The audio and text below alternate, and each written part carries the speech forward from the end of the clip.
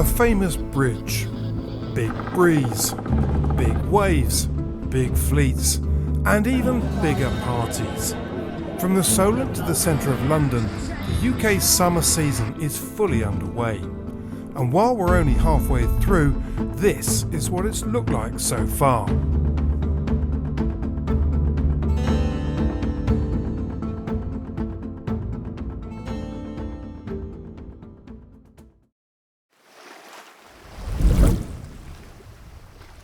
Three weeks ago at the Royal Thames 250th anniversary regatta, the Cowes Yacht Haven was a forest of black carbon masts. But today, as if changing the stage for the second act, it looks like this. Wood. In fact, wood everywhere. Because this week it's British Classic Week here in the Solent. And as you can see, it's a very popular event. 51 boats, from the 25-foot folk boat to the immaculately restored 118-foot gaff ketch carriad. When you look down the entry list, those that were launched in the 1960s and 70s, well, they're just nippers. But before we get into this, I want to go back to the Thames 250th. This was an outstanding regatta, but the fun didn't stop there. 2 weeks later, a selection of the fleet headed to London to take part in a very special pageant on the Thames.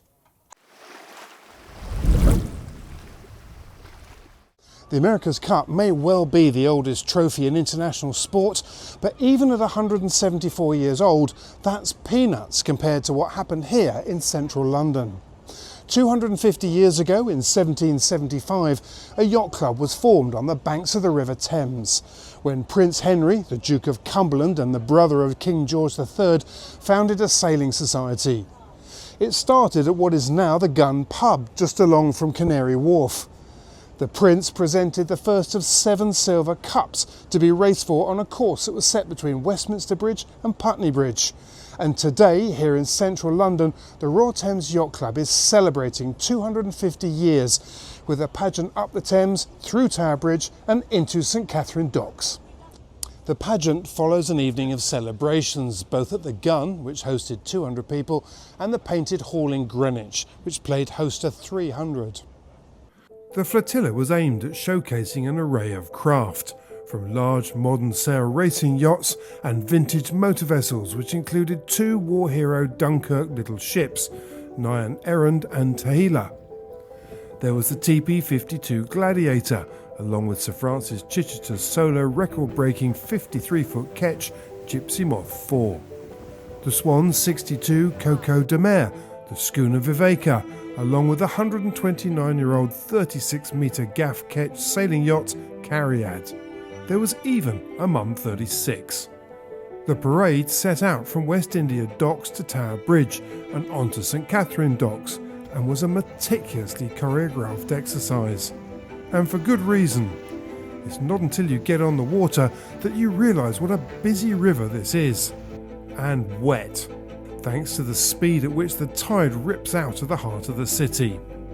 But that was no bother to those whose crew and boats were dressed for the occasion, as they took various salutes along the way. Hooray! Hooray!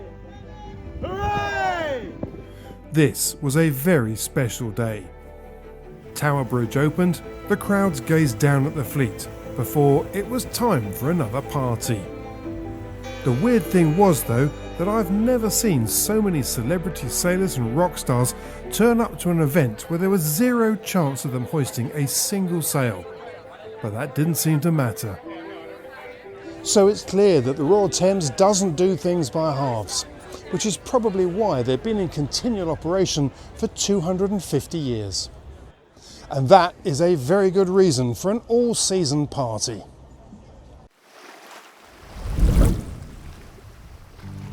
Then it was back to the Solent for an event I've been wanting to do for a while now. The Tattinger Regatta, hosted by the Royal Solent Yacht Club, has become a must-do event in the season. It's based in Yarmouth on the Isle of Wight and plays host to another broad range of boats. When you look at the fleet overall, which is now more than 200 boats entered for this weekend regatta, aside from the numbers, what's impressive is the range of entries. From IRC racers to classic one design classes, this is a proper hands-on grassroots event. And when you add in a champagne reception at a club that has a breathtaking view of the Solent and several evening gigs, success is a no-brainer. But there are still plenty of people that will tell you that racing is dying. Rubbish. The reality is that times have changed and the days when people could commit to 9 days of racing are pretty much gone. There's plenty of appetite, on the other hand, for racing if the format makes sense. And in Yarmouth, the evidence was clear to see. 2 days of great fun racing, 2 days of serious partying. Put like that, it's obvious. And I'll tell you one other thing that drives it home. Walk down here on the pontoons in the morning and the number of people staying on their boats, largely because they don't have much other option, was quite remarkable. But it made for a superb buzz and atmosphere in the marina. It was a busy old day out on the Solent today. The forecast said right from the start that the breeze was going to increase and it could be quite fruity later on. The forecast suggested it would be in the high teens, moving to the mid-20s, and then later on in the day breaking through into more than 30 knots. And that's exactly what happened. But having said that, we managed to get one race in, which was great fun. It was pretty bruising for a lot of people, but it was great fun nonetheless. But after that, the race committee pulled stumps and we headed back to shore. And it was a very sensible decision indeed, because the breeze is now blowing a solid 30 just outside over there. To experience the racing firsthand, I was lucky enough to be invited on board Mzungu, Sam and Tony White's JPK 1080. We had a fantastic day out there, but it was also fascinating because this is a boat with 3 generations of sailors aboard. So it's so my dad, myself and my daughter, who's 11 years old. I won't say how old my dad is. And then we've had a 13 and a 16-year-old and a 17-year-old also on the boat as part of the crew. All ranges of sailing. The 17-year-old's done some stuff on the mockers. The 16-year-old is going to do the Fastnet this year. And the 13-year-old is exceptionally competent in lasers and club racing level. I guess this event is sort of important to them as well, because it's a proper sort of big event. Yeah, and it's an event it's very welcoming as well. I think from that point of view, it's nice that it's I class it as a sort of an entry-level regatta with some serious racing as well, because it's a nice place to be. It's got the air of fun about it, as I said before. But yeah, out in the water, there's a lot of boats that take it seriously, but not everybody, which is nice. Then, for those who are heading to British Classics Week just along the coast, the final race of the Tattinger was also the feeder race from Yarmouth to Cowes. Another example as to how collaboration between clubs and events is helping to create a Solent summer festival of racing. So back here in Cowes, the British Classic Regatta is in full swing. The fleet is fascinating, the weather has played ball pretty much every day, and the racing has been superb. There are some regattas that are as much about being a festival of sail as they are about the racing. This is one of those. But this event also has something else. Boats that have stacks of history. They also have looks. In fact, whatever the age or the backstory, one of the big attractions of this event is just looking, watching, strolling the docks and taking it all in. Everyone has a story. Refits and maintenance are popular topics, and when it comes to the racing, everyone takes it seriously. The fleet was split into 5 classes, from the cruisers and small boats through to the day sailors and one designs, and into 3 classes for those with IRC handicaps. But in short, there's old, there's new, big and small. At some events, the term classic can be contentious, where defining authenticity can get some pretty hot under the collar. But not at the British Classics, where entries are invited based on either a pre-1970 design or modern classic yachts built with the appearance of a classic, which, as their name suggests, makes the wide range of Spirit yachts very welcome here. And it was the Spirit 72 Gwynethard 2 that I stepped aboard for the opening race. She's Guernsey based and the biggest sloop at the event. After the race, I spoke to her owner, Peter Lloyd, about what had led him to his second Spirit. At home in Guernsey, I'm in a little syndicate, and we have a Sunfast 3300, so we race most weekends. That was great fun. But what we wanted to do was have a good offering at the British Classic Yacht Club, which is the prestigious regatta of the summer as far as we're concerned. So we designed something fresh and new. Basically G2, which is Grenadier 2, of course. So G2 is a sloop, as you can see, 72 foot long, made of much lighter wood. So we've changed the wood that was used in the build. We've added little bits of carbon inside some of the ring frames. And of course we've got a full carbon rig, and you might see EC3 rigging, carbon rigging, and a full set of race sails.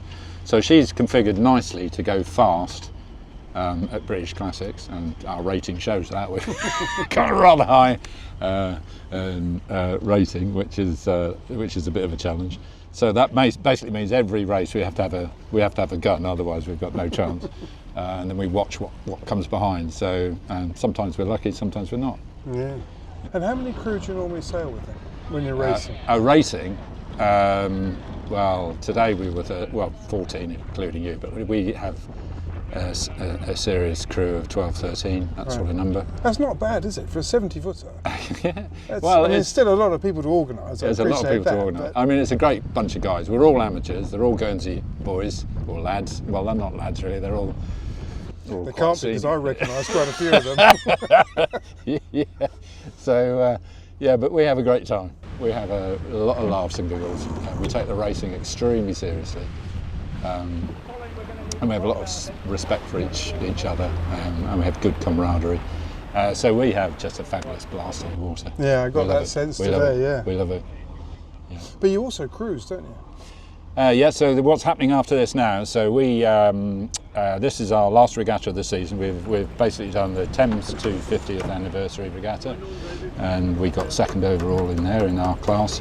We did the Tattinger Regatta just a few days ago, and we got first overall in our class, so that's okay. The second and the first is pretty reasonable for two important regattas.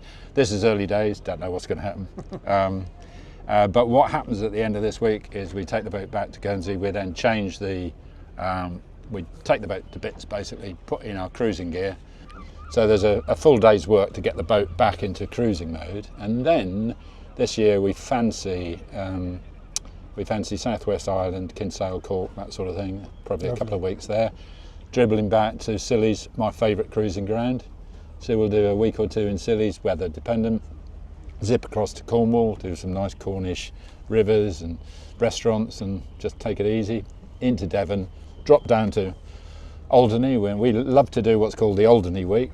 And then this season we're hoping to zip down across the Biscay and spend a week or so in Portugal and mess about there for the late season, and quite probably do a regatta in Palma. The Spirit have got a regatta coming up in end of October, so we'll probably do a couple of days. Busy season, haven't you? And then that's it. That's it. Yeah, that's it. And then winter sailing back in Guernsey on little boats. Right. Okay. Now, among the long list of boats that are absolutely fascinating here, the two oldest boats are actually from the same era, 1894, and this is one of them with our owner, Hal Sisk. Peggy Bourne. Peggy Bourne. Tell us about Peggy Bourne. Peggy Bourne. Well, Peggy Bourne was designed by one of the trio of wonderful Scottish yacht designers. Fife is very well known. Mill, also Alfred Mill. But in his day, George Lennox Watson was more prominent and more successful. And for example, the year before he designed this boat for J. Alfred Lepper, a linen merchant in Carrickfergus, County Down, he designed Britannia for the Prince of Wales and Valkyrie for the America's Cup. And the year after he designed Peggy Bourne, he designed Meteor for the Kaiser. Now there's name dropping for you. That's not bad on your CV, is it? She's a perfectly authentic version of a Victorian cruiser racer. She is a Stradivarius of classic yachts. Lovely. Well, she certainly looks it. How long have you owned her for? Since 2003, right? Right. So we first, it's so important to when you restore a boat, and I've just restored many, to have a plan. So what we did is we took her first, we launched her in Cork. We restored her near Waterford. We sailed her around the Fastners and back up to Dublin. Cruising, proven. Okay. Then we took her to the Mediterranean regattas in the autumn. Then we did the next year. I loved the Baltic, and we went to the South Denmark, northern Germany, and they organised regattas there with a delightful combination of informality and efficiency. And then but then the big adventure, we took her on her own. She has her own purpose made mini low loader trailer, and we took her to America. We launched her in Maine, and we took in all the classic regattas down as far as New York in that year. Then we've of course we've done all the British, the Scottish, and the English classic regattas as well. There's only three things that we are different to when she was sailing in 1894. Number one, there's no coal-fired stove. Shame on you. In the forepeak, right? Number two, we fitted bronze floors instead of the wrought iron. They rust in salt water. And number three, we have a wonderful little electric motor, which gives us about maximum 5 knots, and but at 4 knots, maybe 3 hours range, 3 hours steaming. Really? Yeah, it's brilliant. Now, the other boat that was built in 1894, the other oldest boat in this fleet, is this one, Dorothy. She was designed by Linton Hope, who himself was actually, I'm told, an Olympic gold medalist in the first Olympics. Interesting, because she's actually owned by a former Olympic sailor, Ozzie Stewart. But Linton Hope, the designer of this boat, was also very well known for designing some very successful Thames aerators. You can sort of see where he got the idea from. My final day at the Classics was back aboard Sir Keith Mill's 1929 schooner Viveka. Having not been able to get a race in when I was last aboard her, it was time for a second go at finding out what she's like under pressure. And with perfect conditions this time, the answer was pretty special. This is a 40-ton boat with heavy wooden spars and a sail wardrobe that was way outside my normal vocabulary. But what an experience! She's a superb boat to sail, both quick and responsive, but in her own time. And with slick crew work on board, we were able to duck and dive upwind and down as if we were sailing a modern 40-footer. 4 weeks, 3 regattas, a special parade on the Thames, and we're barely halfway through the Solent summer season. Up next is the return of the Admiral's Cup, which finishes with the world's biggest offshore race celebrating its 100th anniversary and the biggest fleet that the Rolex Fastnet has ever seen.